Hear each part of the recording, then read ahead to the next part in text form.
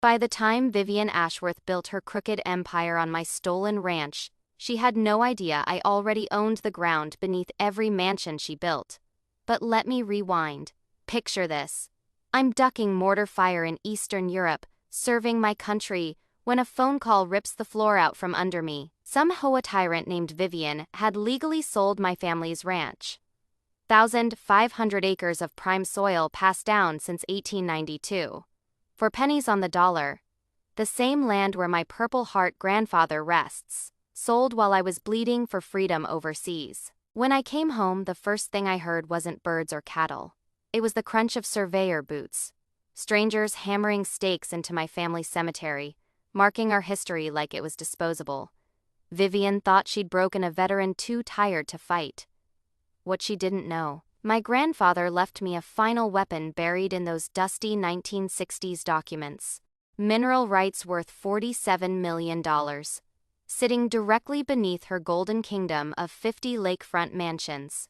So I'll ask you, what would you do if your inheritance was stolen while you were at war? Drop a flag emoji. Because this isn't just my story. This could happen to anyone in America. My name is Staff Sergeant Ezra Thornfield. Third-generation rancher. 18 months of combat under my belt. And when I landed back in the States, all I wanted was to see the pastures my grandfather carved from nothing after Dwabi. Instead, I found orange survey paint slashed across oak trees, like execution marks, sold signs stabbed into the ground, like gravestones. 800 acres. Gone, sold to Willowmere Estates OF for $2.3 million. Barely $2,000 per acre. Land worth at least 4 times that. My savings, $247. And as if that wasn't enough, my family cemetery had been fenced off with chain link, rattling in the wind, around my grandfather's fresh grave. That's when I met her. Vivian Ashworth. The Queen Vulture of Willowmere. 52 years old, surgically frozen smirk, white Mercedes G-Wagon worth more than a soldier's annual salary. The kind of woman who measures grass height with a ruler. She shoved forged tax documents at me, claiming my grandfather had fallen delinquent. My bank records proved otherwise. Military housing allowance doesn't cover property taxes. Does it, soldier boy? She sneered, her sunglasses flashing dollar signs. This is what happens when you people think you're above responsibility. I stood there in uniform, still smelling of sand and gunpowder as this parasite lectured me on patriotism. Then she threatened to have me arrested for trespassing on my own ranch. But what Vivian didn't count on was this. I wasn't just a broken veteran. I was a strategist trained to fight enemies who hide behind power. And unlike most of her victims, I had the patience, training, and rage to strike back. The war she started on my family's soil was about to become the most expensive mistake of her life. 2 days after her courtroom humiliation, another process server knocked on my door. This time, it wasn't just harassment, it was nuclear. A fresh lawsuit demanding $1.2 million in punitive damages, threatening to seize my remaining 700 acres. Vivian Ashworth had the arrogance of a skydiver who'd forgotten her parachute. But her case was thinner than wet paper. Standing on my porch, lawsuit in hand, my grandfather's old wind chimes clinked in the breeze. Their familiar melody carried his words back to me. When your enemy is making mistakes, don't interrupt them. So I didn't. I let her keep digging. Her paranoia was eating her alive. When she failed to crush me, she turned her wrath on her own neighbors. Fines for Christmas lights left up past January, $500 penalties for backyard tomatoes, foreclosure threats over pocket, change late fees, her crowning cruelty, trying to evict Margaret Clearwater, a grieving widow, and retired schoolteacher, over $45. That was the spark.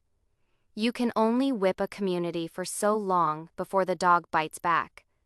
Margaret started a secret Facebook group, Willowmere Truth Tellers. At first, 5 members, then 43. By week 3, it was standing room. Only meetings in the library, neighbors whispering horror stories, like they were plotting rebellion in an occupied city. Navy vet Tom Bridgewater became my right-hand man. "That woman's crazier than a soup sandwich," he muttered to me at the hardware store. "What can we do to stop her?" So we organized workshops on OA law. Residents scribbling notes like their mortgages depended on it, because they did. Then came Margaret's bombshell. While cleaning her attic, she found the original 1965 HOA covenants. Her late husband had served on the development committee. And there it was, in brittle yellow pages. The HOA was forbidden from acquiring land outside the original 50 lots. Vivian's purchase of my ranch wasn't just corrupt. It was illegal from the very beginning. She hadn't just broken state law, she'd broken her own rulebook. But the real knockout came next. Tom uncovered $89,000 missing from the pool fund, funneled straight into Vivian's landscaping company. The community pool itself was a cesspool, green sludge thick enough to walk on. And yet Ashworth Aesthetics had billed tens of thousands for premium maintenance. At the next community meeting, chaos erupted. Residents demanded answers. Vivian shrieked from the podium like a dictator losing her grip on power. She called me an outside agitator. That's when Margaret stood tall, her teacher's voice slicing through the noise. "Vivian, I've lived here longer than you've been alive. This isn't about outsiders. This is about you stealing from your neighbors." The applause shook the windows. The security guards shifted uneasily, realizing they weren't protecting order, they were shielding a tyrant from justice. But the true kill shot came from Sarah, my attorney. At dawn, she called me, voice trembling with barely contained triumph. "Ezra, sit down. What I just found makes Vivian's worst nightmare look like a Sunday picnic." She had uncovered the 1960s subsurface rights deed. My grandfather had quietly purchased it for $500. Mineral rights, subsurface access, foundation support rights, meaning. Every single mansion in Willamere Estates, $47 million worth, was built on my land. Sarah's words hit like artillery. "You don't just own the minerals. You own the ground their homes are anchored to. You could legally demand they remove every structure, or pay you fair market value. That's $45 million. Ezra, the foundation of their entire empire is yours." Within days, moving trucks swarmed the neighborhood. Real estate vultures circled overhead. Mortgage companies froze. Title insurers fled. Home values crashed like glass dropped from a skyscraper. And Vivian's surveillance footage from her own cameras caught the exact moment her world shattered. The clatter of her designer fountain pen hitting marble as her $800. And, her lawyer explained, there was no escape. That night, Margaret called, laughing. "Ezra, honey. Vivian's been driving in circles around the block for hours, like a stray dog that's lost its yard. Return all stolen property plus damages. Booboy subsurface rights at fair market value. Face complete evacuation and criminal prosecution." The insurance revelation was our masterpiece of psychological warfare. Homeowners' policies excluded land rights disputes. Title insurers refused to defend property built on stolen soil. If residents stuck with Vivian, they'd lose everything. And then came our sweetest twist: EPA violations. An environmental report revealed Vivian's development had contaminated the lake with toxic runoff. That meant federal jurisdiction. Vivian wasn't just a fraud anymore. She was facing environmental crimes that carried prison time. But Vivian had her own survival plan. Margaret learned she was preparing to flee to Switzerland. Assets liquidated. Mansion transferred to a Cayman shell company. Escape ticket already purchased. She thought she could outrun justice. She didn't realize stolen military property makes the feds move faster than lightning. By now, the community itself had risen against her. Margaret's revolt had 38 of 50 residents demanding Vivian's ouster. Tom's recall petition had more than enough signatures. The state attorney general's fraud investigation was underway. The walls were closing in. As I sat in my grandfather's chair, legal files stacked like sandbags around me. I felt his presence. The dog tags hanging from his portrait caught the lamplight like a signal. Justice delayed wasn't justice denied, it was justice sharpened. Tomorrow, Vivian would learn what happens when you steal from a veteran's family. But desperation makes monsters, and Vivian was drowning. The next morning, my water well cracked mysteriously, draining generations of spring water. The accident traced back to a contractor with ties to Vivian's development company. Then came anonymous reports claiming my cattle operation leaked military chemicals into the lake, the very lake she had poisoned. Health inspectors swarmed my land. Their tests came back cleaner than a surgical suite. But the damage to my reputation lingered. Her campaign escalated, whispers and diners about my PTSD outbursts. Mortgage holders under her thumb refusing me service. A town slowly convinced I was a ticking time bomb. And then, her bribe. In the courthouse parking lot, Mercedes purring. Vivian leaned out with $500,000 in cash. Relocate, she purred, voice dripping with mock concern. Suburban life isn't safe for men like you. What she didn't know, I'd been recording every conversation since day one. Her bribery and veiled threats were immortalized in crystal-clear audio. But her masterpiece was darker. Professional saboteurs sliced my cattle fence, sending my grandfather's prize Angus onto the highway.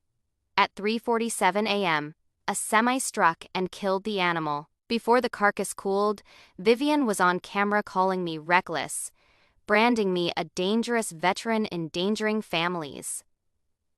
The local paper plastered troubled veterans' negligence causes highway death. No mention of sabotage, just another scar on my name. Still, her sabotage only sealed her fate, cutting brake lines on my tractor, poisoning my grandfather's oak with industrial herbicide. Her crimes escalated from white-collar theft to attempted murder. By the time Margaret returned with her ultimate prize, a drunken Vivian confessing to forging tax records on tape, the trap was set. The veterans' convoy rolled in, surrounding the community center like a forward operating base. Media cameras clicked, deputies guarded exits, and Vivian, draped in designer arrogance, strode in like a queen addressing peasants. She had no idea her empire was already burned. Vivian adjusted her pearls with the smugness of a monarch, eyes sweeping the crowd as if we were unruly peasants. I'm prepared to offer a generous settlement, she purred, producing a neatly folded statement. Mr. Thornfield can repurchase 400 acres for just $1.22 million, a discount that reflects our community's deep appreciation for veterans. In return, all lawsuits end, and harmony is restored. The word harmony tasted like poison in the silence that followed. Return all stolen property plus damages. Boy subsurface rights at fair market value, face complete evacuation and criminal prosecution. The insurance revelation was our masterpiece of psychological warfare. Homeowners' policies excluded land, rights disputes. Title insurers refused to defend property built on stolen soil. If residents stuck with Vivian, they'd lose everything. And then came our sweetest twist: EPA violations. An environmental report revealed Vivian's development had contaminated the lake with toxic runoff. That meant federal jurisdiction. Vivian wasn't just a fraud anymore. She was facing environmental crimes that carried prison time. But Vivian had her own survival plan. Margaret learned she was preparing to flee to Switzerland. Assets liquidated, mansion transferred to a Cayman shell company, escape ticket already purchased. She thought she could outrun justice. She didn't realize stolen military property makes the feds move faster than lightning. By now, the community itself had risen against her. Margaret's revolt had 38 of 50 residents demanding Vivian's ouster. Tom's recall petition had more than enough signatures. The state attorney general's fraud investigation was underway. The walls were closing in. As I sat in my grandfather's chair, legal files stacked like sandbags around me, I felt his presence. The dog tags hanging from his portrait caught the lamplight like a signal. Justice delayed wasn't justice denied, it was justice sharpened. Tomorrow Vivian would learn what happens when you steal from a veteran's family. But desperation makes monsters, and Vivian was drowning. The next morning, my water well cracked mysteriously, draining generations of spring water. The accident traced back to a contractor with ties to Vivian's development company. Then came anonymous reports claiming my cattle operation leaked military chemicals into the lake. The very lake she had poisoned. Health inspectors swarmed my land. Their tests came back cleaner than a surgical suite, but the damage to my reputation lingered. Her campaign escalated, whispers in diners about my PT outbursts. Mortgage holders under her thumb refusing me service. A town slowly convinced I was a ticking time bomb. And then, her bribe, in the courthouse parking lot, Mercedes purring. Vivian leaned out with $500,000 in cash. "Relocate," she purred, voice dripping with mock concern. "Suburban life isn't safe for men like you." What she didn't know. I'd been recording every conversation since day one. Her bribery and veiled threats were immortalized in crystal-clear audio. But her masterpiece was darker. Professional saboteurs sliced my cattle fence, sending my grandfather's prize Angus onto the highway. At 3:47 a.m., a semi struck and killed the animal. Before the carcass cooled, Vivian was on camera calling me reckless, branding me a dangerous veteran endangering families. The local paper plastered, "Troubled veterans' negligence causes highway death." No mention of sabotage. Just another scar on my name still. Her sabotage only sealed her fate, cutting brake lines on my tractor, poisoning my grandfather's oak with industrial herbicide. Her crimes escalated from white-collar theft to attempted murder. By the time Margaret returned with her ultimate prize, a drunken Vivian confessing to forging tax records on tape, the trap was set. The veterans' convoy rolled in, surrounding the community center, like a forward operating base. Media cameras clicked, deputies guarded exits, and Vivian, draped in designer arrogance, strode in like a queen addressing peasants. She had no idea her empire was already burned. Vivian adjusted her pearls with the smugness of a monarch, eyes sweeping the crowd as if we were unruly peasants. "I'm prepared to offer a generous settlement," she purred, producing a neatly folded statement. "Mr. Thornfield can repurchase 400 acres for just $1.22 million, a discount that reflects our community's deep appreciation for veterans. In return, all lawsuits end, and harmony is restored." The word harmony tasted like poison in the silence that followed. Then came the shift. 30 veterans straightened in unison, leather jackets creaking like drawn bows. Their silence was louder than thunder. I rose calm, controlled. The kind of calm you only learn after staring down real enemies in real combat. "Vivian," I said evenly, "before we discuss money, let's discuss ownership." Sarah hit the projector. The lights dimmed. On the screen, the 1963 mineral rights deed appeared in glorious high definition, stamped and sealed, my grandfather's signature blazing across the page like a ghostly command. "These documents prove," I said, my voice steady, "that I own the subsurface rights beneath every mansion in Willowweir Estates. Every foundation, every basement, every septic system, all sit on land that legally belongs to me." The collective gasp was like oxygen leaving the room. Patricia Wells, pale as paper, whispered, "Oh my God," loud enough for the back row. Vivian's smirk cracked. Her attorney snapped his briefcase shut like a gunshot, but I wasn't finished. "Since we're talking about ownership," I continued, "let's also discuss theft."